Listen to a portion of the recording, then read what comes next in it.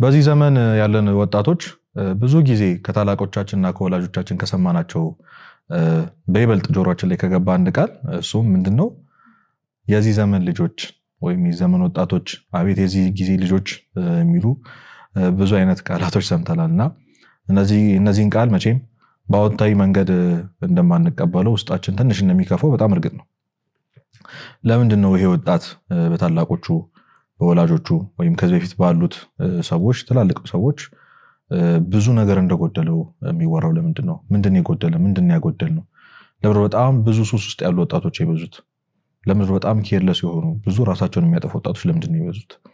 ይሄ በጣም ትልቅ ጥያቄ ነው። ለዛ ነው ዛሬ የታመመው ትውልድ የሚል ቃል ይዘን የመጣነው። በዚህ በምንቆይበት ጊዜዎች ውስጥ ረጅም ነገር ላናወራ እንችላለን። ሁሉንም ችግሮች፣ ሁሉንም በሽታዎች ላናነሳቸው እንችላለን። ግን እኔ በግሌ እንደ ወጣትነቴ ያየኋቸው ያስተዋልኳቸው ቤተክርስቲያን እንዳስተማረችኝ ደግሞ መነሳት አለበት ብለን የምናስበውን ነገር እናነሳለን። ስለዚህ አሁን በምንቀጥልበት በዚህ ትምህርታችን ውስጥ የታመመው ትውልድ ካልን አይቀር ያው ለመታመም በሽታ ያስፈልግ የለ በሽታዎቹ ምንድን ናቸው ብለን እያንዳንዱን ነጥብ እያነሳን በዛ ውስጥ ደግሞ መፍትሄውና መድኃኒቱ ምን እንደሆነ እያነሳን እንቀጥላለን። እግዚአብሔር መካከላችን ተገኝቶ እንዲመክረን እንዲያስተምረን የእሱ መልካም ፈቃድ ይሁን። የመጀመሪያው ነገር ለሁሉም ነገር መሰረት ለሁላችን መሰረት የሆነው ያው አስተዳደግ ነው። ሰው ወላጁን ነው፣ አባቱን፣ እናቱን፣ ታላቅ ወንድምና እህቱን እና አካባቢውን ማህበረሰቡን ነው መስሎ ያደገው። ለአብዛኞቻችን እንዲህ ለሆንበት ለምንታመምበት የነገሮችን ልክነት ለምንወስንበት ይሄ ነገር ልክ ነው ይሄ ነገር ልክ አይደለም ለምንልበት ለየትኛው ማስተሳሰባችን መሰረት አስተዳደጋችን ነው፣ ወላጆቻችን ናቸው። እንደውም ቅዱስ ዮሐንስ አፈወርቅ የህፃን ልጅ ነፍስ ወይም የህፃን ልጅ ልብ ወይም ልቦና ልክ እንደ ሰዓሊ የሚጠቀምበት ብሩሽ አድርጎ የሚጠቀምበት እንደ ሸራውን አድርጎ ወይም አቡጀዲውን አድርጎ ይቆጥረዋል። ስለዚህ የትኛውም አይነት ቀለም የትኛውም አይነት ስዕልን ነው ይዞ የሚያድገው። ከዛ በኋላ ነገሮችን፣ ዓለምን፣ ሰዎችን እና ለየትኛውም ነገር ያለውን አመለካከት በዛ ውስጥ ነው የሚያየው ብሎ ይገልጿልና ለዚህ ትውልድ ደግሞ ለዚህ ዘመን ወጣት የአብዛኛው ማህበረሰብ ተጽዕኖ በተለይ በሀገራችን ባለው ተጽዕኖ ውስጥ የተሳለው ቀለም ጥቁር ይመስለኛል። ብዙ ስብራቶች አሉ። ብዙ ጎዳና ላይ የወጡ ወጣቶች ልክ እንደምናያቸው ለብዙ ሱስ ውስጥ የተጋለጡ ወጣቶች አብዛኛውን ፐርሰንት የሚወስደው የወላጆቻቸውና ያስተዳደጋቸው ተጽዕኖ ነው። ቤተክርስቲያን ውስጥ አለመቅረባችን፣ ወደ እግዚአብሔር አለመቅረባችን፣ ከምንም ነገር በላይ ደግሞ አሁን እየተፈተን ያሉበትን ችግሮች ያው ቤተሰብ እንደማይረዳ ግልጽ ነው። አጋጥሟችሁ ከሆነ ከበላ ከጠጣ ምን ትፈልጋለህ፣ ምንድነው የሚያስጨንቅህ የሚሉ ብዙ ወላጆች አሉ። ያ ማለት በእነሱ ጊዜ የነበረው ወሳኙ በእኛ እድሜ በነበሩበት ጊዜ የነበረው ችግር ያው ሰርቫይቭ ማድረግ ነው። የሚበሉትን የሚጠጡትን ለወላጆቻቸው እና ለልጆች ለቤተሰቦቻቸው ፕሮቫይድ የሚያደርጉትን ነገር ካገኙ ከዛ ያለፈ ነገር እንደማያስፈልግ ነበር የሚያምኑት። አሁን ያለን ሰዎች አሁን ያለን ወጣቶች ግን ሌላውን መሰረታዊ ነገር ያው ቤተሰብ እና ሌላው ሰው ስለሚሸፍነው እኛ እንኳን ተጣጥረን ብናምጠው ከዛ ያለፈ የህይወት ጥያቄ የውስጥ ጥያቄ በጣም የሚያስከፋን ከሰው የሚያርቀን ለሰዎች አውርተን አስረድተን ልንጨርሰው የማንችል ብዙ በሽታዎች ተሸክመን ይሄንን ግን የዚህ ትውልድ ላይ የደረሱ ታላላቆቻችን የማይረዱት ሆኖ እናገኘዋለን። የዚህ ሁሉ ነገር መንስኤው አስተዳደጋችን፣ ሰፈራችን፣ ስናያቸው ያደግነው ትላልቅ ሰዎች ወላጆቻችን ለዚህ ሁሉ ነገር ተጠያቂ እንኳን ባይሆኑ መሰረቱ ግን እነሱ እንደሆኑ አድርገን ማንሳት እንችላለን። ቅዱስ አትናቴዎስ እንም ስለዚህ ጉዳይ ሲናገር ለወላጆች ያስተላልፈው መልእክት ላይ አንተ ለልጅህ ክርስቶስ ማን እንደሆነ ካልነገርከው ዓለም ክርስቶስ ያልሆነውን ትነግረዋለች ይላል። ስለዚህ አብዛኞቻችን ለእግዚአብሔር ያለን አመለካከት ቤተክርስቲያን ውስጥ ላሉ ስርዓቶች ያለን አስተምሮ ከወላጆቻችን ወይም ደግሞ ከልምድ የወሰድናቸው የሆነ ሰው ሲያወራ የሰማናቸው ነገሮች ናቸውና ከስሩ አለማወቅ ሄዶ አለመማር ምንድነው የሚያስፈልገው? እውነተኛው አስተምሮስ ምንድነው? እውነተኛው የህይወት መንገድ ምንድነው ብሎ መጠየቅ በጣም የኛ ድርሻ ነው። ይሄ በጣም አስፈላጊ ነው። መፍትሄው ምንድነው ካላችሁኝ ምናልባት እስከሆነ ያክል ልጅነት ጊዜያችን ድረስ ምናልባት ተጠያቂ ማድረግ የምንችለው እነሱ ነው። አሁን ግን ራሳችንን ካወቅን በኋላ ማንበብ፣ ማየት፣ መስማት፣ ነገሮችን መመዘን ከቻልን በኋላ ለሁሉም ለምናደርጋቸውና ላለንበት መጥፎ ህይወት ተጠያቂዎቹ እኛ ነን። ምክንያቱም እውነቱን መረዳት እንችላለን፣ ማንበብ እንችላለን፣ መረዳት እንችላለን፣ ቤተክርስቲያን ሄደን መማር እንችላለን። የማደርገው ነገር ወይም ደግሞ እየኖርኩበት ያለው የህይወት መንገድ ልክ ነው ወይስ አይደለም ብለን መጠየቅ የምንችልበት የእድሜ ደረጃ ላይ አብዛኞቻችን ደርሰናል። ይህንን የምትሰሙ ሰዎች ምናልባት ልጆች ይኖሯቸዋል፣ ምናልባት ደግሞ የሆኑ ወላጆች ልጆች እንሆናለን። ግን በእርግጠኝነት ክፉና ደጉን መለየት የምንችልበት እድሜ ላይ ደርሰናል ብዬ አስባለሁ። ስለዚህ እስካወቅን ድረስ ወይም ደግሞ ልክ የሆነው ልክ ያልሆነውን መለየት የምንችልበት እድሜ ደረጃ ላይ እስከደረስን ድረስ ወላጆቻችንን አስተዳደጋችንን ተጠያቂ ማድረግ የምንችልበትን መስመር አልፈናል ማለት ነው። ስለዚህ የመጀመሪያው የዚህ ትውልድ ጠባሳ ሆኖ ለብዙ ሱስ፣ ለብዙ ራስ ማጥፋት፣ ለብዙ ችግር ይህንን ወጣት የዳረገው አስተዳደጋችን ነው። ያው ትምህርት ቤት ያሳለፍነው ጊዜ፣ አብረን የኖርናቸው ጓደኞቻችን፣ ሰፈራችን በጣም ማተር ያደርጋልና ይሄ በጣም ትልቁ የዚህ ትውልድ በሽታ ነው። ሁለተኛው በጣም ትልቁ ደዌ መታመምን አለማወቅ ነው። ነገራችን ሰው እንዳመመው ካላወቀ በስተቀር ሐኪም ቤት አይሄድም። ለምሳሌ አንድ ሰው ራሱን ቢያመው፣ አንድ ወጣት ራሱን ቢታመም የታመመበት ደረጃ ነው እስከ ሐኪም ቤት የሚያደርሰው። አብዛኞቻችን ለምሳሌ በመተኛት መፍታት እንፈልጋለን። ትንሽ ከፍ ሲል ወደ ማስታገሻ እናልፋለን። በጣም እየቆየና ህይወታችን ፊዚካሊ የምናደርጋቸው ነገሮች አፌክት እያደረገ ሲመጣ ግን ኦኬ ይሄ ነገር ሐኪም ቤት መሄድ አለብኝ ወደ ማለት እናድጋለን። ሰው መታመሙን ካላወቀ በስተቀር አንዳንድ ጊዜ እንደው አጋጥሟችሁ ከሆነ የሆነ ነገር እጃችንን ቆርጦን ብዙ ስራ ከሰራን በኋላ ደሙን አይተን ነው የምናስተውለው። በጣም ብዙ ደም ዌስት አድርገናል። እጃችን ተቆርጧል፣ ደሙ ረግቶ እጃችን ላይ ቁጭ ብሏል። ልክ እንደዚህ ይሄ እንዴት ነው ፔኑን ወዲያው ፊል አለማድረጋችን ታመን እንድንቆይ ያደርገናል። ስለዚህ ከበሽታዎች ሁሉ ትልቁ በሽታ ታምም ያለው ብሎ አለማሰብ ነው፣ ወይም ደግሞ ልክ ባይነትን ይዞ መኖር ነው። የዚህ ዘመን በጣም ብዙ ወጣቶች የሚደጋገሙት አንድ ቃል ምንድነው? ይሄ ህይወት የኔ ህይወት ነው። ስለዚህ እንደዚህ ማለታችን ያው ኢጎ ነው። በእርግጥ በጣም የሚታወቅ ኢጎ ነው፣ ትዕቢት ነው፣ መማርን አለመፈለግ ነው፣ አለመሸነፍ ነው። ስለዚህ የሆነ ሰው መጥቶ እንዳይመክረን፣ እውነቱን እንዳይነግረን፣ ታመሃል እኮ መባል አንፈልግም። በዚህ ነገር ላይ ሁለት ነገር ማንሳት እንችላለን። ለምሳሌ አሁን የመጀመሪያው መደንዘዝ ነው፣ የህሊና መደንዘዝ ነው። ድሮ በጣም የሚያሳፍሩን የነበሩ ነገሮች አሁን እንደ ቀልድ አይደለ? በየኮሜንቱ፣ በየቪዲዮ፣ በየሜሙ ቀልድ አድርገን መስማት ጀምረናል፣ መሳቅ ጀምረናል። ሀሳቡ ሲመጣልን ምናማተብ የነበረው ምንደነግጥ የነበረው በጣም ያሳፍረን የነበሩ ሀሳቦች ቀልድ ሆኗል። የህሊና መደንዘዝ ማለት ነው። ከተጠያቂነት ርቀናል። ይሄ እንዴት ነው? ኖርማል ነው፣ ምን ችግር አለው?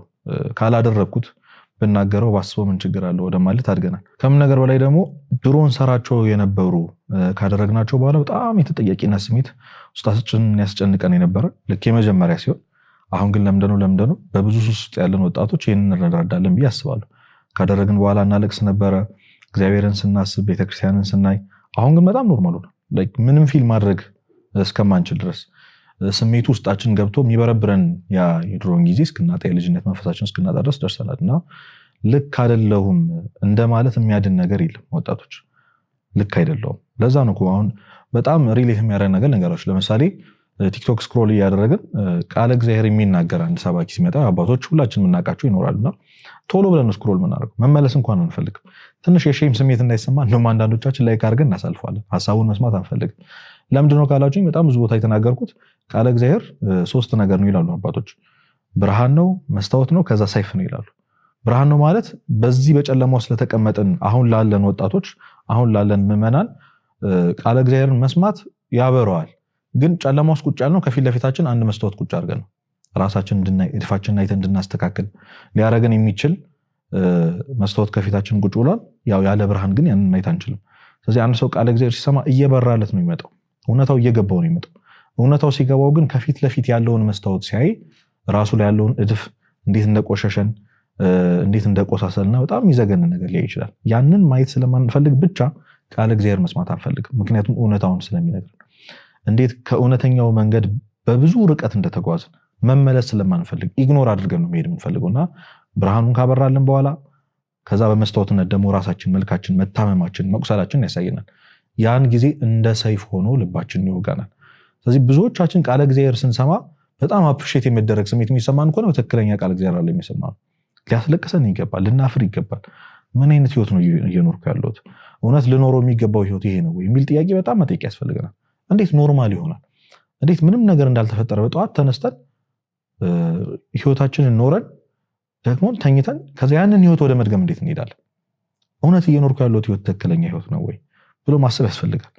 እግዚአብሔርስ ያው እግዚአብሔር የፈጠረን እኮ ታውቃለች፣ ለሱ ነበር፣ እሱ እንድናገለግለው ነው። ግን እግዚአብሔርን አገልጋይ አድርገን ነው እየቀጠርን እየኖርን ያለ ነው። አብዛኞቻችን እግዚአብሔር የምንፈልገው ለጥቅም ነው። ግን እሱ ከኔ ምንድን ነው የሚፈልገው? እግዚአብሔር በእውነት እዚህ ምድር ላይ ያመጣኝ ምን አይነት ህይወት እንድኖር ነው የሚለው ነገር በጣም በጣም ወሳኝ ጥያቄ ነው። እነዚህን ጥያቄዎች እግዚአብሔር እንግዲህ ያው መመለሳችን የሚፈልገውና በየትኛው መንገድ ውስጥ እኛን ለማስተማር እኛን ለመመለስ ብዙ ቀዳዳዎችን ፈልጎ ገብቶ ያውቃል። ይህንን ቃል ስትሰሙ የመጀመሪያችሁ አይደለም። ቃል እግዚአብሔር ስንሰማ የመጀመሪያችን አይደለም። መለወጥ ለምንድን ነው ያቃተን? ለምንድን ነው መለወጥ ያቃተኝ? ያንን ማለት ያስፈልጋል። እንደውም አንድ ሳይኮሎጂስት ምን ይላል? ሁልጊዜ መለወጥ የምትፈልጉ ከሆነ አንድ ጊዜ ጨለማ ክፍላችሁ ውስጥ ቁጭ ብላችሁ አንድ ሪማርክብሊ በደንብ ሁልጊዜ እየጎዳኝ ያለ መጥፎ የሆነ ነገር እግዚአብሔር የሚያሳዝን አንድ ነገር ግን በየቀኑ ማድረገው ነገር ምንድነው ብለህ ራስን ጠይቅ ይላል። ሰው ጄኒዩን ሆኖ ከልቡ ራሱን አንድ ጥያቄ ከጠየቀ መልሱን ሁልጊዜም ቢሆን ያገኛል። ያንን መልስ ከመንፈስ ቅዱስ ከእግዚአብሔር ያገኛል። እኛ መጠየቅ አንፈልግም። ብንጠይቅ እንኳን መልሱ እስኪመጣ ድረስ መታገስ አንፈልግም። ምክንያቱም መልሱ ልክ አይደለህም ወይም ታማሃል መዳን አለብህ የሚል ስለሆነ፣ ስለዚህ ከልክ ባይነት ወጥተን መታመማችን አውቀን ሐኪም ቤት ወደ ተባለችው ወደ ቤተክርስቲያን ልንሮጥ ይገባል። ይሄ በጣም ወሳኝ ነጥብ ነው። ሌላኛው ያው ቤተክርስቲያንን አለማወቅና ከስርዓቷ መራቅ ነው። የመሳለም ችግር ያለበት ሰው አለ ብዬ አላስብም። ሁላችንም እሑድ ጠዋት ተነስተን 2 ሰዓት አካባቢ ላይ ተሳልሞ ትንሽ ቆይቶ መሄድ ትንሽ ሪሊፍ የሚሰጥ ነገር ነው። ሳምንቱ ሙሉ ባንሄድ ያቸው የተሳለምናት መሳለም እረፍት ሰጣን እንውላለን። ይሄ ግን ትክክል አይደለም። ቤተክርስቲያን መረዳት ያለባቸው ቤተክርስቲያን ስርዓቷን፣ ህጓን፣ ዶግማዋን፣ ቀኖኗን በደንብ መረዳት ያለባቸው ቤተክርስቲያን አገልጋዮች ብቻ አይደሉም፣ እያንዳንዳችንን። ለምሳሌ አሁን ይህንን የምናዳምጥ ምዕመናን 5ቱ አዕማደ ምስጢራት ምንድናቸው ብዬ ብጠይቅ መመለስ የምንችለው ሰዎች በጣም ጥቂት ነው የምንሆነው። 5ቱ አዕማደ ምስጢራትን አሁን ይህንን የምንሰማ ሰዎች ባለንበት እድሜ አለማወቅ ማለት የአንድ 12ኛ ክፍል ተማሪ ወይም የካምፓስ ተማሪ 4ቱን የሂሳብ ስሌት አለማወቅ እንደዛ ተደርጎ ነው የሚቆጠረው። በዚህ ልክ መውረድ ነው ማለት ነው። ስለዚህ ሙሽራ የተባለችውን ቤተክርስቲያን የተባለችውን ስርዓቷን፣ ደግሟን፣ ቀኖኗን ከምን ነገር በላይ የምታስተምረውን ትምህርት ለማወቅ መጓጓት ያስፈልጋል። አብዛኛው ወጣትን ከዚህ ይራቅ። ለቅዱስ ቁርባን፣ ለንስሐ፣ ለብዙ ስርዓቶች ያለን አመለካከት ቅድም እንዳልኳችሁ ከወላጆቻችን ከማህበረሰቡና እንዲሁ በወሬ አይነት የሰማነው ነው እና ጥራዝ ነጠቅ የሆነ እውቀት ያለን ሰዎች ነው ያለነው። ስለ ሃይማኖታችን ቆመን መከራከር አንችልም። አብዛኛው ወጣት ወደ ምንፍቅናና እግዚአብሔርን ወደ መካድ ከቤተክርስቲያን ወደ መውጣት የሄደው ቤተክርስቲያንን አስረግጦ ካለማወቁ የተነሳ ነው። ስለዚህ ይሄ ትውልድ ለዚህ ቅድም ላልናቸው ብዙ በሽታዎች ወይም ደግሞ የታመመው ትውልድ እንዲባል ያደረገው የቤተክርስቲያን እውቀት በውስጡ ስለሌለ፣ በቤት ውስጥ ስለሌለ፣ የማወቅን ፍላጎት ስለሌለ ነው። ስለዚህ መሰረታዊ የሆኑ ነገሮችን ማወቅ ያስፈልጋል። እኔ ኦርቶዶክስ የሆንኩት ለምንድን ነው? ምን የተለየ ነገር ኖሯት ነው? እዚህ ምድር ውስጥ ካሉት ሃይማኖቶች ሁሉ እዚህ ሃይማኖት ላይ ተጠብቄ መኖሬ የሚያድን ነው ያልኩበት ምክንያት ምንድን ነው ብዬ ራሴን መጠየቅ አለብኝ። ስለዚህ ያንን ራሳችንን እየጠየቅን ቤተክርስቲያንን ከልቤ ላውቅ ይገባል። ፈርዘር ጠልቄ እንኳን እንደ ሊቃውንቱ ባላውቃት መሰረታዊ የሆነውን የቤተክርስቲያን እውቀት ማወቅ በጣም ተገቢ ነው። ይሄ ማለት ግን ቤታችን ቁጭ ብለን የሆነ መጽሐፍ እንድናገላብጥና ቪዲዮችን እያየን በራሳችን ተነሳሽነት ቤተክርስቲያንን እንወቅ ማለት አይደለም። ምክንያቱም ያው ጠላት ዲያብሎስ ብዙ የሚያሳስተው ነገር ስላለ ብዙዎች መጽሐፍ ቅዱስን የቤተክርስቲያን አባቶች ትምህርትን በራሴ መረዳት እችላለሁ ብለው ስላሰቡ ነው ዛሬ ከዚህ ቤተክርስቲያን የወጡት። ስለዚህ ምን እናድርግ ካላችሁ ቤተክርስቲያን ወጣቶችን ለማስተማር ምዕመናን ለማስተማር ያስቀመጠቻቸው ብዙ መዋቅሮች አሉ። የመጀመሪያው እኔም መሰረት ለኔ ህይወት መሰረት የሆነችው የመጀመሪያው ሰንበት ቤት ነው። ሰንበት ቤት በመግባት ለምሳሌ የወንድማዊ ፍቅርን እናውቃለን። ከብዙ ክፉ ልማዶች መነጠል እናውቃለን። ቤተክርስቲያን ወንጌልን በትክክል እንማራለን። የቤተክርስቲያን ትምህርትን መሰረቱ የሆነ ትምህርትን በደንብ እንድናውቅ ትረዳናለች። ስለዚህ ሰንበት ቤት የመጀመሪያው በየትኛውም የእድሜ ክልል ውስጥ ብትሆኑ መሄድ አለባችሁ፣ መሄድ አለብን፣ መመዝገብ አለብን። ከታች ጀምሮ እስከዛ ድረስ ያላወቅነውን ቤተክርስቲያን እንዴት ጥልቅ እንደሆነች እንዴት ውብ እንደሆነች ልናውቅ ይገባል። ምን እንዳመለጠን እስከዛ ድረስ በእውነት የእውነት እየኖርን እንዳልሆነ የሚገባን በትክክል መማር ከጀመርን። ሌላኛው ደግሞ ያው የአብነት ትምህርት ነው። እዚህ ይሄ ትምህርት በጣም ወሳኝ ትምህርት ነው። በተለይ ለወንድሞች ደግሞ በክህነት አገልግሎት ማገልገል ለምንፈልግ ልጆች በጣም ወሳኝ ነው። ስለዚህ የምንችል ሰዎች ገብተን ዳሴ ማርያምን፣ ዳዊቱን፣ ዜማውን የቤተክርስቲያን ጥልቅ እውቀት የሆነውን የያሬዳዊ እውቀቱን መረዳት ያስፈልጋል። ቤተክርስቲያን ውበቷ፣ ትልቅነቷ፣ ገናነቷ የሚታወቀው በዚህ ትምህርት ነው። እህቶችን ቢሆን ገብተን ለጸሎት የሚሆንን ትምህርት መማር ያስፈልጋል። ለቤተ መቅደስ የሚሆነውን አገልግሎት ለመሳተፍ ንቁ የሆነ ተሳትፎ ለማድረግ ይህ ትምህርት በጣም ወሳኝ ነው። ምናልባት ሰንበት ቤትና የአብነት ትምህርት ተምሮ ጊዜ የለኝም ለምንል ሰዎች መንፈሳዊ ጉባኤያትን መሳተፍ፣ ጊዜ ሰርክ ጉባኤ በመሄድ ተከታታይ ትምህርት የሚያዘጋጁ ደብራት ካሉ አቅራቢያችን ያሉ ደብራት በመግባት ወንጌልን፣ ቃለ እግዚአብሔርን በመማር ቤተክርስቲያናዊ እውቀት በጣም አስፈላጊ እንደሆነ አስበን ወደዚህ ህይወት ልንመጣ አስፈላጊ። ሌላኛው ትልቁ በሽታ እውነታውን አለመረዳት እና በምናባዊ ዓለም መኖር ነው። ቅድም እንዳልኳችሁ መታመማችን አለማወቃችን ራሳችን የጠርነው የህይወት መስመር ውስጥ እንድንሄድ አድርጎናል። ይሄ ነው ትክክለኛው ህይወት እንድንል ማለት ነው። ስለዚህ እውነታውን መረዳት። ለምሳሌ ከብዙ ወጣቶች እንግዲህ የምናዳመጣቸው እንግሊዝኛ ሰዎች ጀርባ ያለውን ዓላማ መረዳት የሚፈልግ ወጣት የለም። ድምፁ ደስ ስለሚል ስለሚስበን እና ስለምንወደው ብቻ ማዳመጥ ነው። ዓለም ለምን በዚህ ልክ በጣም በቴክኖሎጂ እንደተጥለቀለቀች ሶሻል ሚዲያ ላይ የምናያቸው ነገሮች ሁሉ ህይወታችን ላይ ያስገብተን አፕላይ አድርገን የምንኖራቸው፣ ለምሳሌ አለባበሳችን ሊሆን ይችላል። ከየት እንደመጣ ዓላማው ምን እንደሆነ ምንን ሪፕሬዘንት እንደሚያደርግ የማወቅ ፍላጎት የለም። እውነታውን አለመረዳት። ትክክለኛው ህይወት ምንድነው የሚለውን አለማወቅና ይሄ ቨርቹዋል የሆነ ህይወት መኖር፣ ምናባዊ የሆነ ህይወት መኖር ጥሩ የመሰለንን ነገር ወይም ደግሞ ልክ ነው ብለን ያሰብነው ነገር ላይ ሁሉ ህይወታችን ላይ አፕላይ አድርገን መቀጠል ማለት ነው። እና በተለይ በዚህ ዘመን ያለው ወጣት በሚታየውና በማይታየው ዓለም ላይ ያለው ዲፈረንስ ምን እንደሆነ የገባው አይመስለኝም። አብዛኞቻችን አልገባንም። እዚህ ሁላችንም የምናምነው የሚታየውን ነገር ሎጂካል መጽሐፍ ቅዱስ ላይ የሚነሱትን ታሪኮች አናምንም። እግዚአብሔርን ማመን የሚባሉ ነገር ምሳሌ አንድ ሰው የቤተክርስቲያን ሰው መጥቶ ሊመክረን ይችላል። ካለንበት ችግር እንድንወጣ እንዲሁ ነው ያለህን ነገር አሁን ያለበትን ነገር ለእግዚአብሔር አሳልፈህ ስጠው፣ ምንም ጥረት አታድርግ ሲለን ማመን አንፈልግም፣ ውስጣችንም አይቀበሉም። ምክንያቱም እኛ የምናምነው የሚታየውን ዓለም ነው። ወይም ይሄ እንዴት ነው ሎጂካል ሆነናል። እንዴት ይሆናል ነው ይሄ የሚያሳየው በጣም ከቤተክርስቲያን ከመጽሐፍ ቅዱስ ከእግዚአብሔር መራቃችን ነው፣ መታመማችን ነው የሚያሳየው። አብዛኛው በዚህ ዘመን ትውልድ በዚህ ትውልድ ላይ ያለው ወጣት ነገሮችን ሎጂካል የሚወስድ ሰው ነው። ወይም ደግሞ ያየሁት ነገር ካልሆነ የሰማሁት ነገር የዳሰስኩት ነገር ካልሆነ በአምስቱ የስሜት ሕዋሶቼ ሴንስ ያደረጉት ነገር ካልሆነ እውነት አይደለም ወደሚል ደረጃ እስከምንደርስ ድረስ። ለዛ ነው በጣም በብዙ ካምፓሶች ብዙ ወጣቶች እግዚአብሔር የለም የሚሉን ኤቲስት እስከመሆን ድረስ የደረሱት። አሁን ብዙ አስተውለናል እና ሎጂካል ከመሆን የተነሳ ሞኝነት ነው። ለምሳሌ በሪሊጅን መታጠር፣ በሃይማኖት የታጠረ ሰው መሆን፣ የተገዛ ሰው መሆን፣ ከሃይማኖት በታች መሆን፣ ይሄ እንዲህ ነው ይሄ እንዲያድርግ ከሚል ነገር የተላቀቅኩ ነፃ ሰው ነኝ የሚለውን ፍልስፍና ህይወታችን ላይ አፕላይ አድርገን የምንኖር በጣም ብዙ ሰዎችን ያለ ነው እና እውነታውን አለመረዳት፣ ልክ ነው ብለን ያሰብነው ነገር ልክ እንዳልሆነ ልክ ሊሆን ይችላል ወይስ አይደለም የሚለውን ጥያቄ ራሱ አለመጠየቃችን ሌላኛው የዚህ ትውልድ ትልቁ በሽታ። ልክ ነው ብለን ያሰብነውን ህይወት ሁላችንም የተከተልን ስለሆነ ሌላ ህይወት ይኖራል ብለን አናስብም። ብዙ ነገር ውስጣችን ይፈልጋል። በብዙ ነገር መርካት እንፈልጋለን። ያው በሚቀጥሉት ኤፒሶዶች ወይም ተከታታይ ትምህርታችን ውስጥ ስለምናነሳው ፈርዘር አልገባበትም። ግን ሁላችንም ፐርፐዛችን ነው፣ አላማዊ ነው፣ ፓሽኔ ነው ብለን የምናስበው ህይወት ላይ ገብተናል። ይህንን ህይወት እግዚአብሔር ይወደዋል አይወደውም፣ የእግዚአብሔር ፈቃድ ነው አይደለም የሚለው ጉዳያችን ለአብዛኞቻችን ጉዳይ አይደል። እግዚአብሔርን ህይወታችን ውስጥ ማስገባት የሚለውን ነገር አልለመድንም። ውስጣችን እረፍት የለም። ብዙ ነገር አድርገናል፣ እረፍት የለም። አሁንም የምንሞክረው ግን ስኬታማ ያደርገኛል ብለን የምናስበው ቁሳዊ ወይም ደግሞ ዓለማዊ የሆነ ነገር ነው። ለዛ ነው ሊቁ ኦግስቲን በጣም የታወቀ ጥቅስ ያለው ጌታችን ሆይ ለአንተ ፈጥረህናልና አንተን እስክናገኝ ድረስ ለልባችን እረፍት የለውም ይላል። ስለዚህ እውነተኛ እረፍት የሚገኘው ራሱ ክርስቶስን በማግኘት ነው፣ እሱን በመረዳት ነው እና ትክክለኛውን የህይወት ትርጓሜ ስላላወቅን እውነታው ስላልገባን እንግዲህ በብዙ ነገር ውስጥ እየባከንን ያለን የታመምን ትውልዶች ነን። ሌላኛውና በጣም ወሳኙ ነጥብ ዓለም ጠፊ እንደሆነች አለማሰብ ነው። ዓለምና ምኞቷ ያልፋሉ ይላል መጽሐፍ ቅዱስ። ሁላችንም ረጅም ዓመት እንደሚኖር ሰው ነው። እንደውም ጆርናል ስናደርግ አንዳንድ ሰዎች ምክር ብለው ሲነግሩ እንዴ ነው የዛሬ 5 ዓመት ምንድነው መሆን የምትፈልገው? የዛሬ 10 ዓመት ምን አይነት ሰው ነው የምትፈልገው? ስለዚህ ቪዥን ቦርድ በጣም ፕላን ማድረግ፣ እነዚህ የመሳሰሉት ነገሮች አሉ። ይሄ የሚያሳየው ሞት ቅርብ እንደሆነ አለመረዳት ወይም ደግሞ ይህ ዓለም እንደሚያልፍ አለመረዳት። የሰው ልጅ ምኞት እንግዲህ አያልቅም። ታውቃላችሁ፣ የሆነ ሸለቆ ሙሉ ወርቅ ቢኖረን ሌላ ሸለቆ ሙሉ ወርቅ እንፈልጋለን። ቤት ቢኖረን ከዛ የተሻለ ቤት መደርደር እንፈልጋለን። መኪና ቢኖረን የተሻለ መኪና እንፈልጋለን። የሰው ልጅ ምኞት መቼም አያልቅም።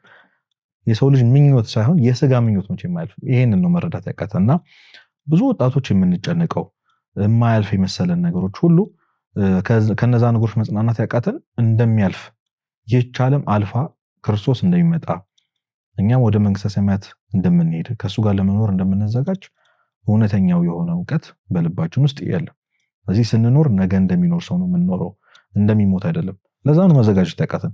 አብዛኞቻችን ስለ ንስሐና ስለ ስጋው ደግሞ ወደ ቤተክርስቲያን ስለመቅረብ ወደ እግዚአብሔር ስለመቅረብ እውነተኛ ሰው ስለመሆን ሲነሳ ምክንያቶች የምንደረድረው ሞት የሚባለውን ነገር አለማወቅ። ላስት ታይም የምናደርጋቸውን ነገሮች ሞት ቢመጣ ኖሮ ብለን ሬዲ የምንሆንባቸው ነገሮች አይደሉም። ለምሳሌ አንድ አባት እንግዲህ በጣም አዋቂ ናቸው፣ በጣም እውቀት አላቸው። ሁልጊዜ ግን ከማስተማር መማርን ይመርጡ ነበር። ቅድስና አላቸው፣ ህይወት አላቸው እና ደቀ መዝሙሮቻቸው በጣም ነበር ግራ የሚጋቡት። አንድ ቀን ግን ተሰብስበው ሄዱ። አባታችን ወይ እንደው ለምንድን ነው ሁልጊዜ የታቸው ነው የሚማሩት? ለምንድን ነው እርሶ የማያስተምሩት? ለምንድን ነው ቅዱስ ናችሁ እርሶ ከኛ ጋር መቀላቀል አይፈልጉም? ለምንድን ነው ለብቻው የማይኖሩት ብለው ሲጠይቋቸው መልአከ ሞት ሲመጣ ወይም ደግሞ ሞት መጥቶ ሲወስደኝ እግዚአብሔር ምን እያደረገ አገኘው ሲባል እንዲመለስልኝ የሚፈልገው አንዱ መልስ እየተማረ አገኘሁት መባል ስለምፈልግ ነው። እዚህ ለመጨረሻ ጊዜ እያደረግን መሞት የምንፈልገው ነገር ምንድን ነው? ምሳሌ መስጠት እችላለሁ። የዛሬ 3 ቀን በአንድ በሽታ ምክንያት ያው ሐኪም በደንብ ስለምናምን ከ3 ቀን በኋላ ትሞታለህ ወይም ትሞቻለሽ ብንባል የመጀመሪያው የምናደርገው ነገር ምንድን ነው? ያው ወደ እግዚአብሔር መቅረብ። በእርግጥ ስለምንፈራ ነው። ሲኦልን፣ እሳትን ስለምንፈራ ገሃነም ላይ መጣል ስለማንፈልግ ነው። ለዛ ከዛ ተነስተን ያው ንስሐ መግባት ፈልጋለሁ፣ እስከ ወደሙ ገዳም መሄድ ፈልጋለሁ፣ ከዛ ሰዎችን ማስደሰት ያለኝን ነገር ለሰው መስጠት ነው አብዛኞቻችን መልስ የሚሆነው።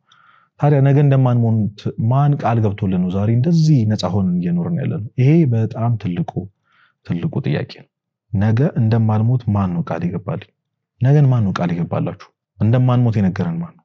ይሄ በጣም ወሳኝ ነጥብ ነው። ስለዚህ ዓለም እንደምትጠፋ እንደዚህ እንደማትቀጥል የሰበሰብነውን ነገር ሁሉ አብሮን ወደ እግዚአብሔር እንደማይከተለን ታምናላችሁ? ይሄ ሁሉ የደከምንበት ነገር፣ ይሄ ሁሉ ነገር ሳክሪፋይስ ያደረግንበት ጓደኞቻችን ሳናገኝ፣ ቤተሰቦቻችን ሳናገኝ፣ ከምንም ነገር በላይ ዘወትር የሚናፍቀን እግዚአብሔር ትተን ያካበትነው ሀብት ተከትሎን እንኳን መቃብር አይገባም። ተከትሎን አፈር ውስጥ አይመጣም። ምናልባት ደረሰ ብለን ያሰብነው ቀን ሳይደርስ እኮ ልናልፍ እንችላለን። እንደውም አንድ በጣም ፌመስ የሆነ ጥቅስ አለ አይደለ? ምናልባት እንደዚህ የምንጨነቅለት ህይወት እኮ እኛ ማንኖርበት ህይወት ሊሆን ይችላል። ነገ ብለን የምናስባት ያቺ ነገ ምናልባት እኛ የለንበት። እንደሚሞት ሰው መኖር የምንጀምረው መቼ ነው? እንደሚሞት ሰው ትዝ አይላችሁም? የሉቃስ ወንጌል ምዕራፍ 16 ላይ የተጠቀሰው የባለጸጋው ነውና የአልዓዛር ታሪክ። ባለጸጋው አንድ ፍርፋሪ እንኳን ሳይሰጠው፣ አልዓዛር ደግሞ ቁስለኛ ሆኖ የሱን ፍርፋሪ እየተመኘ ከኖሩ በኋላ ሁለቱም እንግዲህ በነፍስ ዓለም ይገናኛሉ። አልዓዛር በአብርሃም እቅፍ ሆኖ ያ ባለጸጋ ደግሞ በእሳት ውስጥ ሆኖና ሄዶ ይጠይቀዋል። ለጥማቴ የሚሆን አንድ ጠብታ አልዓዛር በጣቱ ይዞልኝ እንዲመጣ ባከላከ ብሎ አብርሃም ይነግረዋል። ብልክልህ ደስ ይለኝ ነበር፣ ግን በመካከላቸው ያለው ጉድጓድ፣ በመካከላቸው ያለው ክፍተት በጣም ሰፊ ነው፣ ያንን ማለፍ አይችልም ይለዋልና እና ከዛ በኋላ በጣም የሚናገረው ነገር ያስደንቃቸዋል። ስለዚህ እንደኔ ሆኖ የሚኖሩ ሌላ 5 ወንድሞች አሉኝ በምድር። ስለዚህ አንዴ ፍቀድልኝና ሄጄ ልንገራቸው፣ ላስተምራቸው፣ ህይወት ይሄ እንዳልሆነ ልንገራቸው ይለዋል። ይሄ ግን እድል የለም። ምናልባት ለዚህ ወጣቶች በዚህ ወጣትነታቸው ያለፉ የምናውቃቸው ሰዎች ወይም የሞቱ ሰዎች መጥተው ቢነግሩን እውነታውን፣ አሁን በህይወት ያለን ሰዎች ስንነግር እንግዲህ ያልተሰማን፣ መምህሮቻችን ቤተክርስቲያን ስታስተምረን ሞት አለ ቅርብ ነው ብለን ስትነግረን ያልሰማን ሰዎች ምናልባት የሞቱ ሰዎች ቢመጡ፣ እንደውም አንድ ቅዱስ ይህን ነገር ሲናገሩ በሲኦል ያሉ ነፍሳት ከእግዚአብሔር የሚመኙት ትንሽ ደቂቃን በምድር እንዲያኖራቸው ነው። ትንሽ ደቂቃ ኢን ሚሊየንስ የሚቆጠሩ በጣም ብዙ ነፍሳት አሁን በሲኦል የሚገኙ ነፍሳት እግዚአብሔር እንዲሰጣቸው የሚፈልጉት ወደ መንግስተ ሰማያት እንዲያስገባቸው አይደለም። በነገራችን በምድር ቢያንስ ለትንሽ ደቂቃ መቆየት፣ ያችን አሁን እኔና እናንተ አልጋችን ላይ ተኝተን ወይ ስራ እየሰራን ወይ የሆነ ስክሮል እያደረግን ወይ ይህን ተኝተን ይህን ቪዲዮ እየሰማን ያለንበትን እያባከን ያለው ነው ትንሽ ደቂቃ በብዙ የሚቆጠሩ በሲኦል ያሉ ነፍሳት የሚፈልጉት ንስሐ ለመግባት ነው። ታምናላችሁ? ንስሐ ለመግባት። ምክንያቱም ሞት ቅርብ ነው። ይሄ እንደሆነ አላውቅም ነበረ ነው የሚሉት። እንደውም በሲኦል ያለው እሳት ከሚቃጠለው ፊዚካል እሳት በላይ ይላሉ አባቶች የጸጸት የቁጭት እሳቱ ይበልጣል። ምክንያቱም አንድ ሰው ይጸጸታል፣ ይቆጫል። የሆነ ነገር ልናገኝ ስንል ባለማግኘታችን፣ ያንን እድል ያንን ሁኔታ ባለመጠቀማችን ለብዙ ጊዜ ልንቆጭ እንችላለን። ግን ዓመት ሙሉ አንቆጭም፣ ዓመት ሙሉ አንጸጸትም። ስለዚህ ከሆነ ጊዜ በኋላ ያ ጸጸት ይጠፋል። በሲኦል ያለችው የጸጸት እሳት ግን ለዘላለም እያቃጠላችን ትኖራለች። በፊታችን መንግስተ ሰማያትን እያየን ብሩህን ህይወት እያየን ትንሽ እኮ ያንን መምህር በሰማ ያቺን ቤተክርስቲያን በሰማት በምድር እያለው ወጣትነቴ ለእግዚአብሔር አሳልፌ ብሰጥ ኖሮ ምናልባት እዚህ እሳት ውስጥ አልቆይም ነበር የሚለው ጸጸት ለዘላለም እያቃጠል ይኖራል። መቼም ይህንን ህይወት ለዘላለም መኖር የሚፈልግ ሰው የለም። ስለዚህ ዓለም ጠፊ ናት። አሁን የምታስቡት ለማግኘት በጣም የምንሯሯጥለት ዝና ይጠፋል። እግዚአብሔር ፊት ምንም ስም የለውም። ይሄ ሁሉ ሰዎችን አስቀይመን ወንጀል ሰርተን ኃጢአት ሰርተን ከእግዚአብሔር ርቀን የሥራ ጉዳይ ነው የእንጀራ ጉዳይ ነው ብለን ቤተክርስቲያን እግዚአብሔርን አስቀይመን ያገኘነው ሀብት ተከትሎን እግዚአብሔር ጋር ሄዱ። ለብዙ ጊዜ እግዚአብሔርን የተውንለት ትምህርት ዲግሪያችን ማስተርሳችን መንግስተ ሰማያት ያስገባል። ስለዚህ ይሄ ህይወት እዚህ ህይወት ላይ በጣም ማተር የሚያደርገው በዚህ ምድር ላይ ኖር ነው የነሳና የስጋው ደም ነው። ዓለም ትጠፋለች። ምናልባት ነገ፣ ምናልባት ከነገ ወዲያ፣ ምናልባት ደግሞ አሁን ነው። ለዛ ነው ቅዱስ ጳውሎስ የመዳን ቀን ዛሬ ነው፣ ከዛሬም አሁን ነው ያለው። ስለዚህ ዓለም ጠፊ እንደሆነች አስበን ከዚህ ህመም ከዚህ ጠባሳ ተላቀን ልንኖር ግድ ይላል። ሌላኛው ብዙ ወጣቶች አሁን በዚህ ጊዜ በጣም ሰፈር እያደረግንበት ያለው በጣም እያሳደድን የማንይዘው ጭራ የሆነብን ነገር ቢኖር ስኬት የምትለው ቃል ናት። ሁሉም ሰው እንዲሳካላት ይፈልጋል። ሁሉም ሰው ብዙ ሰው ደግሞ ስኬታማ ነኝ ብሎ ያስባል። ስኬታማ ሆኛለሁ ብለው የሚያስቡ ሰዎች ደግሞ እንዴት ስኬታማ እንደሆኑ ለኛ ለወጣቶች ለማስተማር የሚሄዱበት መንገድ ደግሞ በእርግጠኝነት እግዚአብሔር ኢንቮልቭ የማያደርግበት ወይም ቤተክርስቲያን የማታስተምረው ነው። እና በትክክል ስኬት ማለት ምን ማለት እንደሆነ ያወቀ ትውልድ የለም። ትልቁ በሽታ ስኬት የሚለውን ቃል ምን እንደሆነ አለመረዳት ነው። ቀደም እንዳልኳችሁ እውነተኛው ስኬት የተፈጠረንን ለኛ ብሎ የተዘጋጀውን መንግስተ ሰማያትን መውረስ ነው። በነገራችን ላይ በዚህ ምድር እያሉ ለተፈጠርንበት ዓላማ መኖር ነው። የተፈጠርንበት ዓላማ ምንድነው? አገልግሎት ነው። እሱም እግዚአብሔርን ያገለግሉ መኖር ነው። ስለዚህ በትክክል እውነተኛውን የስኬት መንገድ እየሄድን ያለነው ስንቶቻችን ነን? ይሄ በጣም ለአብዛኞቻችን ጥያቄ ነው። ስኬታማ ነኝ ብሎ የሚያስቡ ሰዎች እውነት በየጊዜው ንስሐና ስጋው ደሙ የሚቀበሉ ሰዎች ናቸው ወይ? ለዚህ ምድር ላይ ያለው የስኬት መለኪያውስ እግዚአብሔርን ማስደሰት ነው ወይ ብለን ከጠይቅን አይደለም። ያው ቁሳዊ ነገሮችን ማሟላት፣ በሰዎች ፊት ትልቅ ክብርን ማግኘት፣ ዝናን፣ ሀብታም መሆን፣ ምድራዊ ቁሳዊ የሆኑ ነገሮችን አከማችቶ መኖር ነው ለኛ ስኬት። እውነተኛው ስኬት ግን ይህ አይደለም። እውነተኛው ስኬት በእግዚአብሔር ፊት የምንጠየቀውን ጥያቄ፣ የፍርድ ቀን ላይ ለሚኖረው ጥያቄ በዓለም ሁሉ ሕዝብ ፊት በምድር ሁሉ ላይ ባሉ ሰዎች ፊት ሳናፍር መመለስ የምንችል ከሆነ ኑ እናንተ አባቴ ብሩካን ወደ ተዘጋጀላችሁ ወደ አዘጋጀውላችሁ ወደ መንግስቴ ግቡ የሚለውን ቃል መስማት ነው ስኬት፣ እውነተኛው ስኬት። ስለዚህ በዚህ ጊዜ ባለው ወጣት የዚህ ትውልድ ትልቁ በሽታ ስኬታማ መሆን መፈለግ ነው። ያ ስኬት የትኛው ስኬት ነው ካላችሁኝ እውነተኛው ሳይሆን ውሸተኛው ስኬት ነው። ስለዚህ ቁሳዊ ነገሮችን በመመኘት ዝናን፣ ሀብትን በመመኘት የምናገኘው የምናሳካው ስኬት የለውም። ሁሉም አላፊ ጠፊ ስለሆነ ማለት ነው። ለዚህ አንድ ምሳሌ ልስጣችሁ ወይም አንድ ጥያቄ ልጠይቃችሁ። የሚሆነው ምንድነው? አሁን በጣም እያሳሰባችሁ በጣም የምትመኙት ነገር አሁን ከረንት ላይ ይህንን ቪዲዮ እየሰማን ይህንን ቃል እግዚአብሔር እየሰማን ባለንበት ጊዜ እግዚአብሔር እንዲያሳካልን የምንመኘው ወይም ደግሞ በጣም እየጣርንበት ያለውን ነገር ቁጭ አድርገን እናስበውና ነገ ልንሞት ቢሆን ኖሮ ወይም ደግሞ ነገ የመጨረሻችን ወይም ደግሞ ዛሬ የመጨረሻ ቀናችን ቢሆን ይሄ በጣም ልናሳካው የምንፈልገው ነገር ፖይንት አለው? ኦብቪየስሊ የለውም። ለምን? ነገ ልንሞት ነው። ምክንያቱም ነገሩ ያለኛ ምንም ዋጋ ስለሌለው ማለት ነው። ስለዚህ ዓለምና ምኞቱ ያልፋሉ እንዳለው መጽሐፍ ቅዱስ ይህ አሁን በጣም የምንመኝለት ነገር ያልፋል። ወደማያልፈው ዓለም እንሄዳለን። የማያልፈው ዓለም ላይ የሚጠብቀን ደግሞ ቅዱሳን ናቸው፣ ራሱ እግዚአብሔር ነው። ስለዚህ በዚህ ምድር እንደውም አቡነ ሽኖዳ ሲናገሩ በዚህ በምድር እያለ ያልተለማመድከውን የክርስትና የቅድስና ህይወት መንግስተ ሰማያት ሄደህ ምን ልታደርገው ነው? እዚህ ያልወደድከውን እግዚአብሔር እዚህ አብረሃቸው እንዴት መኖር እንዳለብህ ያላወቃቸውን ቅዱሳን መንግስተ ሰማያት ገብተህ ልትደነጋገር ነው ይላሉ። ምንም ልምድ ሳንይዝ ማለት እግዚአብሔር ማን እንደሆነ ሳናውቅ እንደው እግዚአብሔር በቸርነቱ መንግስተ ሰማያት ቢያስገባን እዛ አስገብቶን ግራ ልንጋባ ነው ይላሉ አቡነ ሽኖዳ። ስለዚህ በምድር ያለን ህይወት የቆየንበት ህይወት በሰማይ ላለው ህይወት መዘጋጃ ነው እንጂ ምድር ላይ ያሉ ነገሮች ሁሉ አካብተን ጠግበን ጨርሰን አሁን በቀኝ ወደ እግዚአብሔር መሄድ ፈልጋለሁ የሚል ይሄ ከክርስትናና ከቤተክርስቲያን ውጭ የሆነ ሐሳብን ያራመድን እንድንኖር አይደለም። ሌላው ከዝና ጋር በዚህ ጉዳይ ላይ ስናነሳ ያው ዘመኑ የሶሻል ሚዲያ ዘመን ስለሆነ አንድ ሰው በጣም ስኬታማ እንደሆነ የሚሰማው የሆነ የሰራው ቪዲዮ ቫይራል ሲወጣለት ነው። ያ ሰው ግን በእግዚአብሔር ፊት የሚታወቅ ላይሆን ይችላል። ኢን ሚሊየንስ የሚቆጠሩ ሰዎች ሊያውቁት ይችላል፣ እግዚአብሔር ግን ላያውቀው ይችላል። እንደውም አንድ አባት ገነት ደርሰው ከመጡ በኋላ በጣም ያስገረማቸው 3 ነገሮች ይናገራሉ። የመጀመሪያው ገነት ውስጥ ወይም መንግስተ ሰማያት ውስጥ አገኛቸዋለሁ ብዬ ያሰብኳቸው ሰዎች አልነበሩም አሉ። ሁለተኛው በጣም ያስደነቃቸው ደግሞ ጭራሽ እንኳን መንግስተ ሰማያት አይቀርቡም ወይም ወደ ሲኦል ይገባሉ ብዬ ያሰብኳቸው ሰዎች በመንግስተ ሰማያት ነበሩ ይላሉ። ከምንም በላይ ደግሞ የገረመኝ ራሴን ገነት ውስጥ ማግኘቴ ነው ይላሉ። እና እውነት አሁን የሰራናቸው ነገሮች ሰዎች በጣም እኛን ያወቁበት ጎበዝ ነህ ድንቅ ነህ ብለን የተደነቅንበት ነገር እውነት እግዚአብሔር እኛ ላይ ቢያየው የሚያመሰግነውና የሚወደው ነገር ነው ወይ? በጣም ትልቅ ጥያቄ። እንደውም ሌላ ቦታ ተናግሬው ነበር።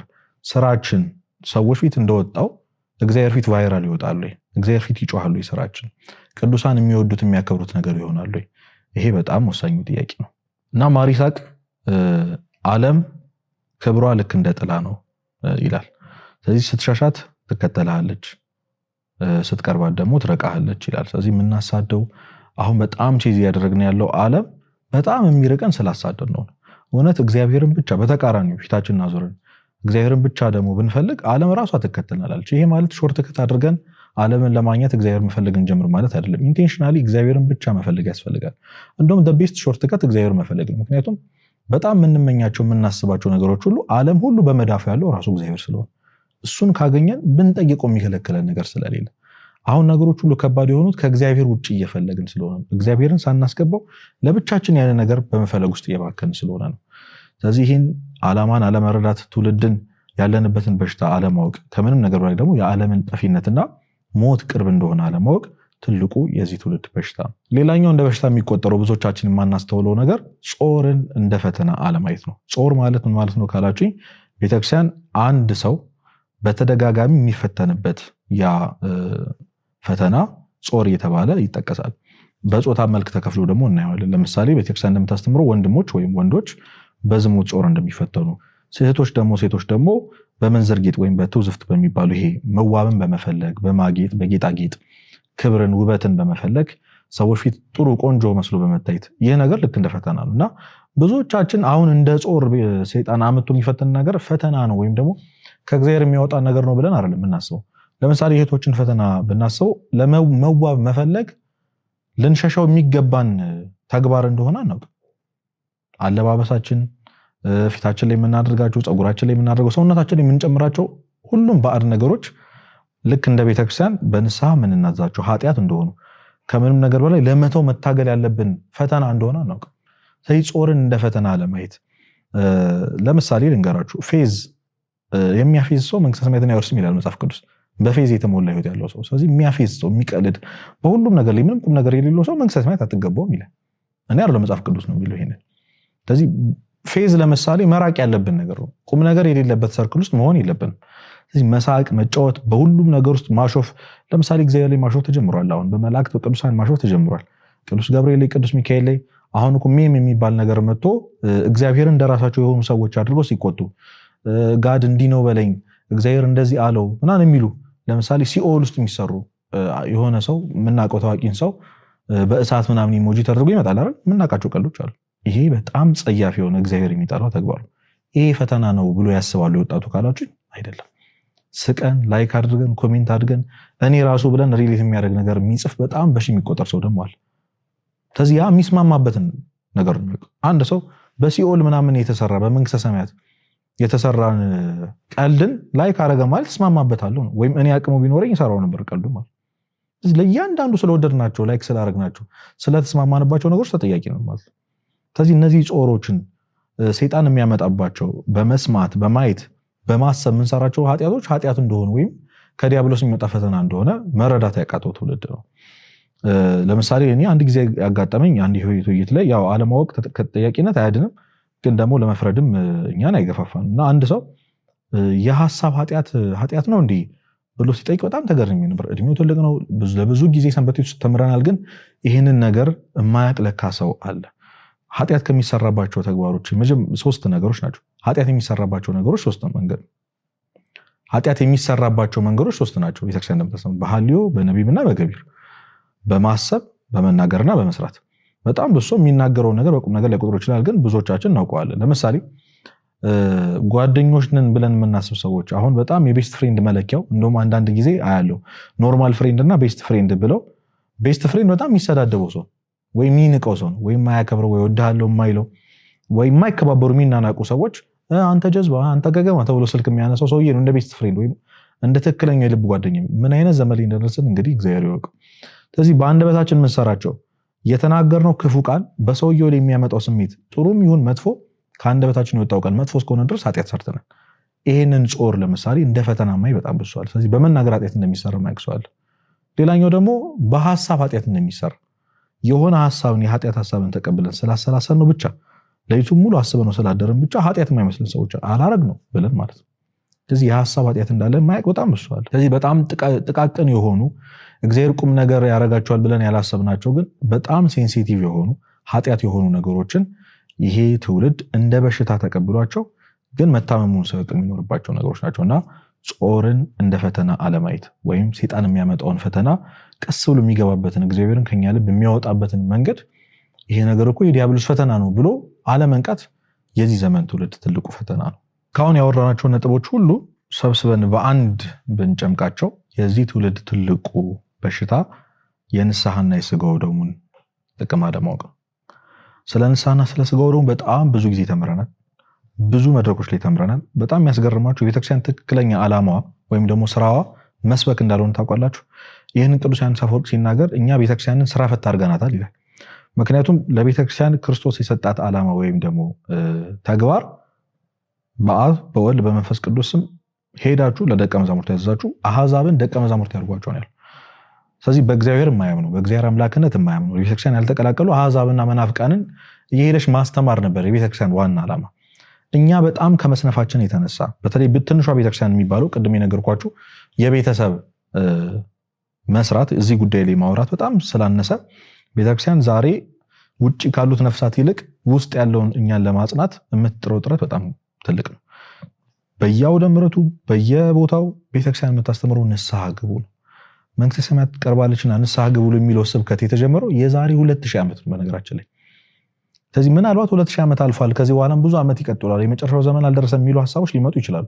ቀደም ያወራነውን የሞት ሐሳብን ደግሞ ልንረሳው እንችላለን። ግን ክርስቶስ እዚህ ምድር ላይ ሊሰጠን የሚችለው ትልቁ ነገር ከስትንፋስ ከጤና ከሁሉም ነገር በላይ የሰጠን ስጋውና ደሙ ነው። የራሱን ስጋና ደም ምንም ኃጢአት ብንሰራ ምንም ነገር ብናደርግ ምንም ብናደርግ ለእግዚአብሔር ማርፈድ የሚባል ነገር የለውም። በነገራችን ላይ ደግሞ በጣም የሚያስደንቀው ነገር ምንም ነገር ሲባል ስንሰማ ደስ ሊለን ይችላል፣ አሜን ልንል እንችላለን፣ ልናጨበጭብ እንችላለን። ንስሐ ሲነሳ ግን ሁላችንም እንሸሻለን። ብዙ ምክንያት ጭንቅላታችን ላይ ይደረደራል። አሁን በቀጥታ የሆነ ሰው መጥቶ ለምንድን ነው ንስሐ መግባት የማትፈልገው? ለምንድን ነው ንስሐ የማትገባው? ለምንድን ነው ንስሐ አባት የሌለሽ ተብሎ ሲጠይቅ አይ እኔ እኮ ገና ነኝ፣ ምሰራው ስራ አለ ወይ ደግሞ የምናደርገው ነገር አለ፣ ብቻ ብዙ ምክንያቶች ጭንቅላታችን ላይ ይደረደራል። አሳማኝ እንዳልሆነ እኮ ሁላችንም እናውቃለን። ግን ለንስሐና ለስጋው ደግሞ የምናቀርባቸው ብዙ ምክንያቶች አሉ። አንድ እውነት ግን አለ። የትኛውም አይነት ምክንያት ለንስሐና ለስጋው ደግሞ የምናቀርበው የትኛውም አይነት ኤክስኪውዝ እግዚአብሔር ፊት ተቀባይነት የለውም። ለምን ንስሐ አልገባህም ተብለን ብንጠይቅ መመለስ የምንችለው እግዚአብሔርን ሊያስማማው የሚችል ምንም አይነት መልስ የለም። ምንም አይነት ምክንያት የለም። በነገራችን ላይ እንዴት ማድረግ እንዳለብን እናውቃለን፣ እንመኛለን እኮ። አሁን በጣም ብዙዎቻችን እንደሚፈረድብን እንደምንጮህባችሁ ምናምን አድርገን ነው የምናስበው፣ ግን ያ አይደለም። ሁላችንም ንስሐ መግባት እንፈልጋለን። ግን ንስሐ ለመግባት ምንድን ነው የሚያስፈልጋችሁ ካላችሁኝ፣ ሊስት አንድ ሰው ማድረግ የሚችለው ቀላሉ ነገር መፈለግና መፈለግ ብቻ። መፈለግ ብቻ። ሰው ስለፈለገ ብቻ ኃጢአቱ ይደመሰለታል። አይገርማችሁ? እግዚአብሔር ያን ሁሉ ነገር አድርገን ያን ሁሉ ነገር በድለን ያን ሁሉ መንገድ ከሱ ርቀን አበሳጭተን ነው ብዙ ነገር አድርገን ኃጢአታችን በመናዘዝ ብቻ አንድ ካህን ፊት ቀርበን ይህን ነገር ነው ያደረኩት በማለት ብቻ። እንደውም አባቶች ንስሐ ለመግባት መንገድ ስትጀምር ነው እግዚአብሔር ቀድሞ ይማርህ ይላሉ። እንደዚህ አይነት ቸር አምላክ፣ እንደዚህ አይነት ሩህሩህ አምላክ በተለይ በዚህ ትውልድ ደግሞ በብዙ መንገድ እግዚአብሔር እንግዲህ ቃል እግዚአብሔርን ያስተማረን ነው። ድሮ እኮ አባትና እናቶቻችን እኮ ይህን የንስሐ ትምህርት ለመስማት እኮ ቤተክርስቲያን ድረስ መሄድ ነበረባቸው። ለዛም ቤተክርስቲያን በጣም በብዙ ርቀት እየተጓዙ ማለት ነው። ዛሬ ግን ቤታችን ድረስ ይህንን ስንሰማ እኮ ምናልባት አንዳንዶቻችን አልጋችን፣ ምናልባት ሶፋ ላይ፣ ምናልባት ታክሲ ላይ ልንሆን እንችላል።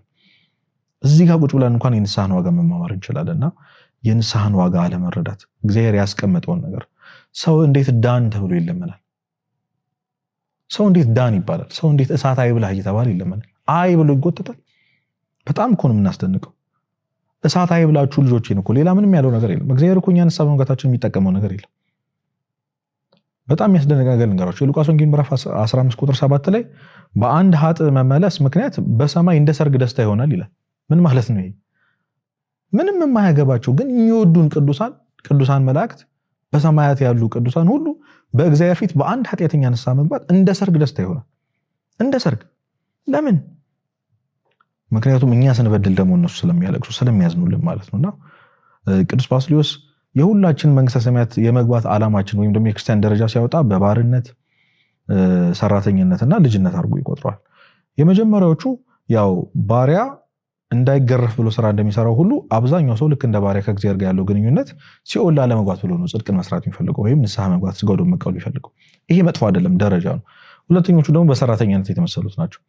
እነዚህ ደግሞ ደሞዝ ፈልገው እንደሚሰሩት፣ አብዛኞቻችን ያው ደሞዝ ፈልገን እንደምንሰራው ከእግዚአብሔር ደግሞ ደሞዝ ፈልገው ወይም ደግሞ መንግስተ ሰማያትን ለመውረስ ብቻ ብለው ጽድቅን የሚያደርጉ ለንስሐ ለስጋው ደሙ መቅረብ የሚፈልግ ሰዎች አለ።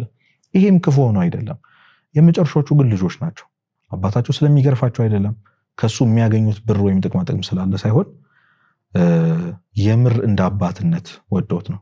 እግዚአብሔርን ስለሚወዱት ብቻ። ቅዱሳን መንግስተ ሰማያት ውስጥ ክርስቶስ ባይኖር መንግስተ ሰማያትን የማይፈልጓት። በእርግጥ ቤተክርስቲያን እንደምታስተምረን ራሱ ክርስቶስ ነው መንግስተ ሰማያት። መንግስተ ሰማያት በመካከላችሁ ናት ይላል መጽሐፍ ቅዱስ። ያ ማለት እግዚአብሔር በመካከላችን ነው። ራሱ እግዚአብሔርን ማግኘት፣ መደሰት፣ እሱን በማግኘት ውስጥ በሚገኝ ደስታ ውስጥ መኖር ነው በነገራችን ላይ መንግስተ ሰማያት። እና የልጅነት ስሜት የሚሰማን መቼ ነው? ሁላችንም አባታችን ሆይ በሰማያት የምትኖር ብለን እንጠራዋለን። አባት ብለን እንጠራዋለን። ግን ምድራዊ አባታችን ለማስደሰት በምንጥረው ልክ እንኳን እግዚአብሔር ለማስደሰት አንጥረው። ለአብዛኞቻችን ወጣት ምሳሌ መሆን የሚችለው አንድ ነገር ሁላችንም ወላጆቻችንን ማስደሰት ነው የምንጥረው። በነገራችን ላይ ለራሳችን ከምናደርገው በላይ አሁን እየለፋን ያለ ነው። አሁን ተቀጥረን የማንፈልገውን ስራ እየሰራን ያለ ነው። የማንፈልገውን ትምህርት እየተማርን ያለ ነው። በብዙ ከባድ መንገዶች እያለፍን ያለ ነው። እናቴ እንደዚህ ሆነ አሳድገኝ፣ እንዴት እንዲህ አደርጋታለሁ? አባቴ እንዲሆኑ አሳድጎኝ ለኔ ብላ ጪስ ፊቷን እስኪያጥቁራት ድረስ የሰው ፊት አይቶ በብዙ ነገር ሁላችንም ስለ ወላጆቻችን ስናወራ ሴንሲቲቭ ነው። ሁላችንም ስለምናውቀው ነው። እግዚአብሔር እንግዲህ ወላጆቻችን ይጠብቅልን። በዚህ ልክ ሴንሲቲቭ እንደምንሆን እነሱን ለማስደሰት በምንጥረው ልክ ግን እነሱንም እኛንም ያኖረን እግዚአብሔር ትዝ ይለን። ክርስቶስ እኮ ለእኛ ብሎ ዙፋኑን ትቶ መጥቷል። ያስቀረው ክብር የለም። በነገራችን ላይ ሰው ሆኗል፣ ደክሞታል፣ አልቅሷል። ከምንም ነገር በላይ ደግሞ ዕለተ ዓርብን ማሰብ ያስፈልጋል። ምን እንደሆነ ታውቁታላችሁ። ኃይሉ እያለው አቅሙ እያለው እርቃኑን ተሰቅሏል። ከምንም ነገር በላይ እርቃኑን ሲሰቀል እንኳን መጨረሻ ልብሱን ሲገፉት እንኳን አይ እኔ አምላክ ነኝ፣ የዚህ ሁሉ ሰው አምላክ ነኝ፣ እኔ ሊሸፈን ይገባል፣ ክብሬ ሊጠበቅ ይገባል፣ ምንም በወዳቸው የሰው ልጆች ራቁቴን እስኪያርጉኝማ እርቃኔን እስኮን ድረስማ አልሄድም ብሎ ለክብሩ አልተከራከረም። ያችን ክብሩን እንኳን ለመጠበቅ አልሳሰም። በዚህ ልክ የወደደን አምላክ ትንሽ ነገር ማድረግ። ወላጆቻችን እኮ ከኛ የሆነ የሚፈልጉት ነገር ሊኖር ይችላል። እኛ ለወላጆቻችን የሆነ ማድረግ መግዛት፣ የሆነ ነገር ማድረግ ነው የምንፈልገው። እግዚአብሔር እኮ ለእኛ የምናደርገውን ነገር ነው እንደ ደስታው አድርጎ የሚቆጥረው። እስከ መቼ ነው ድጋሚ የምንሰቅለው? እስከ መቼ ነው ድጋሚ የምናቆስለው? ትዝ አይላችሁም 38 ዓመቱ ላይ የተኛውን መጻጉዕን እኮ ካስነሳው በኋላ ከዚህም የቢስ እንዳይደርስብህ ደግመህ ኃጢአትን አትስራ ብሎት ነበር። ግን በዕለተ ዓርብ የመጀመሪያውን ክርስቶስን እንዲደበደብ ምክንያት የሆነ ወይም ደግሞ ያስነሳው እሱ ራሱ በጥፊ መቶት ማለት ነው። እና ክርስቶስ ሁሉም ሲደበድቡት፣ ሁሉም ሲያሰቃዩት አንድ ቦታ እንኳን ምን አድርጊያችሁ ነው ለምንድነው የምትመቱኝ አትምቱኝ ብሎ አልተከራከረም። አንድ ሰውን ብቻ ነው ለምን ትመታኛለህ ሊጠይቀው። እሱም መጻጉዕ ነው። ክፉ አድርጌብህ ቢሆን ስለ ክፉ ነገሬ በክፉ መስክርብኝ እንጂ ለምን ትመታኛለህ አለው። እግዚአብሔር በጣም የሚያመው ባዳነው ሰው መመታቱ። ለምንድን ነው እንደተሞተለት ሰው መኖር ያቃተን? ለምንድን ነው? እግዚአብሔር እኮ መመለሳችንን ብቻ እኮ የሚፈልገው መመለሳችንን ብቻ፣ ደህና መሆናችንን ብቻ። ንስሐ እኮ ውስጥን ነው የሚፈውሰው። ንስሐ እኮ ህይወትን ነው የሚያስተካክለው። ንስሐ እኮ ሰላም እኮ ነው የሚያደርገው። በነገራችን ላይ ዓለማዊ ነገር እንኳን የምትቸገሩ ሰዎች ንስሐ ነው መግባት ያለባችሁ። ውስጣዊ ሰላም ከመሬት ተነስተን እኮ ብዙ ነገር ፈለግን እኮ። ይሄው ተምረን ጨረስን አልሆነም። ይሄው ማስተርሲን ስል አልሆነም። አገባ በቃ አግብቼ ነው ሰላም መሆኑ ስል እሱም አልሆነም። ልጅም ወልደን መኪናም ስንል መኪና፣ ይሄን የምትሰሙ በጣም ብዙ ሰዎች አሉ። መኪና ከፍተን እየሰማን መኪና ውስጥ ከፍተን እየሰማን ሰላም የለን ሰዎች አሉ። በጣም በትልቅ በተንጠላለ ቤት። ግን ይህንን ለማግኘት እንዴት እግዚአብሔር ሉዝ አድርገን እንደመጣን ደግሞ ታውቃላችሁ። ምናልባት ደግሞ በጣም የበታችነት ስሜት እንዲኖረን የሚያደርግ ደግሞ ታች ያለ ህይወት ደግሞ የምንኖር ሰዎች እየሰማን ነው ሊሆን ይችላል። ሰለሞን ትዝ ይላችሁ ሁሉን ነገር ፈተንኩ አለ። መጨረሻ ላይ ግን የከንቱ ሁሉ ነገር ከንቱ ነው፣ ነፋስን እንደመከተል ነው አለ። ስለዚህ እመኑኝ ልባችን ውስጣችን እየፈለገ ያለው በጣም እንደሚያስፈልገን እየተሰማን ያለው ምናልባት መኪና ቤትና ቁሳዊ ነገር ሊሆን ይችላል። በጣም የሚያስፈልገን ግን እግዚአብሔር እንዴት እናገኘው ካለ በንስሐ በመታረቅ እስኪ እንቅመሰው። በዚህ ዘመን ያለን ወጣቶች ምን ያልሞከርነው አዲስ ነገር አለ? ትራይ ያላረግነው ነገር እኮ የለም። አዲስ ሲመጣ ስንገዛ፣ ብራንድ የሆኑ አዳዲስ ነገሮች ሲመጡ ስናደርጋቸው፣ አዳዲስ ምግቦች በየቦታው ሲከፈቱ ስንቀምሳቸው ምን ያልሞከርነው ነገር አለ? ጥሩ ነው ብለን ያሰብነው ፋሽን ነው ብለን ያሰብነው ነገር ሁሉ አድርገን፣ የዚህ ዘመን ነገር ነው ያላለፈበት ነገር ነው ብለን ያሰብነው ነገር ሁሉ አድርገን፣ እስኪ አሁን ደግሞ እግዚአብሔርን እንሞክረው። እስኪ ንስሐ ህይወት ምን አይነት ህይወት ነው? የሥጋ ወደሙ ህይወት ምን አይነት ነው? በየቀኑ ቤተክርስቲያን ሰርግ ደግስ አጠራናለች። የተደገሰው ድግስ ግን የሚበላው የሚጠጣው አጥቶ ይመለሳል። ለዛውም የራሳችን የመድኃኒታችን ኢየሱስ ክርስቶስ ስጋና ደም ማለት ነው። እና የንስሐን ህይወት ቫልዩ ማወቅ አለብን። ምናልባት ይህንን ቪዲዮ የምንሰማው ለመጨረሻ ጊዜ ሊሆን ይችላል። ምናልባት እግዚአብሔር የመጨረሻ እድል እየሰጠን ይሆናል። ምናልባት ከዚህ በኋላ ሌላ ብርሃን ላናይ እንችላለን። ዛሬ ያየናትን ፀሐይ ምናልባት ነገ ላናይት እንችላለን። ምናልባት የመጨረሻ እድላችን ሊሆን ይችላል። ስለዚህ አሁን የመዳን ቀን አሁን ነው እንደሚለው፣ ከዛሬም አልፎ አሁን ነው እንደሚለው፣ ምናልባት ይህንን ቪዲዮ ማቆም ሊኖርባችሁ ይችላል። አቁማችሁ ንስሐ ግቡ። የንስሐ አባቶቻችሁን ደውላችሁ ከሌላችሁ አገኟችሁ። እመኑኝ ከቀመሳችሁት በኋላ ምን አይነት ህይወት ነው ስኖር የነበረው ትላላችሁ። ለካ የቁም ሞት ነበር፣ ለካ ሬሳ ነበርኩኝ ትላላችሁና የንስሐን ዋጋ ማወቅ ያስፈልጋል። ከዛ አልፎ ንስሐ ገብተን ደግሞ ስጋው ደግሞ ማንቀበል ሰዎች አለን። ስጋው ደግሞ ማለት የሞት መድኃኒት ማለት ነው። በነገራችን ላይ ብዙ ቦታ እንደተናገርኩት የሞት መድኃኒት እንደሆነ አሁን አለ ቢባል በጣም ብዙ ቢሊዮነሮች ብዙ ሚሊዮን ዶላራቸውን ብራቸውን አፍስሰው ይገዙታል። ቤተክርስቲያን ግን በነፃ ነው ተቀበሉ ትላለች። ኃጢአቱ እኮ ለመስራት ኮስት አለው እኮ ታውቃላችሁ። ለመጠጣት ኮስት አለው፣ ለመቃም፣ ለመጨፈር፣ ዝሙት ለመስራት፣ ለሁሉም ነገር ብር ያስፈልጋል። ለሁሉም ነገር እዚህ ምድር ላይ ትልቁ ቫልዩብል ለሆነው ለንስሐና ለስጋው ደግሞ ነገር ብር አያስፈልግም፣ ኮስት አያስፈልግም። መፈለግ ብቻ መቅረብ ብቻ። ስለዚህ የንስሐና የስጋው ደግሞ ዋጋ ማወቅ ያስፈልጋል። ክርስቶስ ብርሃኑን አጠፋዋለሁ ብሏል። ምናልባት ዛሬ ይሆናል፣ ምናልባት ነገ ሊሆን ይችላልና ይህንን የምትሰሙ ወጣቶች ካላችሁ፣ የምትሰሚኝ እህቴ፣ የምትሰሚኝ ወንድሜ ካለ ብርሃኑ ሳይጠፋ ቀኑ ሳይረፍድ በእግዚአብሔር የፍርድ ዙፋን ፊት ቆመን የምንናገረው ሳይኖር አፋችንን ዘግተን አንገታችንን ደፍተን ለሰይጣንና ለመልእክተኞቹ ወደ ተዘጋጀው ወደ እሳቱ እግዚአብሔርም ሳይፈልግ እኮ በነገራችን እያለቀሰ ይፈርዳል ይላል መጽሐፈ ብርሃን። ቸርነቱን አንፈትነው። ብዙ ታግሶናል፣ ብዙ ብሎናል። እኛን ለማስተማር ብዙ መንገድ ሄዷል፣ ብዙ ቀዳዶችን ተጠቅሟል። አንፈትነው የእግዚአብሔርን ቸርነት። ከዚህ በአንድ የእግዚአብሔር ካህን ፊት ማፈር ይሻላል ነገ በዓለም ሕዝብ ሁሉ ፊት ኃጢአታችን እየተነበበ ከምናፈር በአንድ ካህን ፊት ማፈር ይሻላል።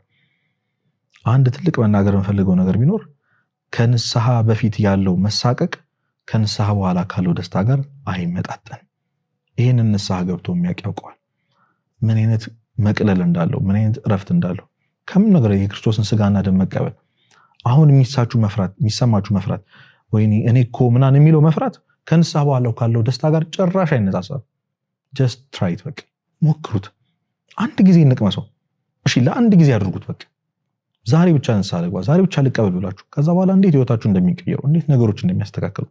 በነገራችን ላይ ብር አለመበርከቱ፣ ከሰዎች ጋር እንዲሁ ማነጫነጫችን፣ መጣላታችን፣ ህይወታችን አለመስተካከሉ፣ ዓለማ ህይወታችን እንኳን መባከኑ ከንስሐና ከስጋው መራቃችን።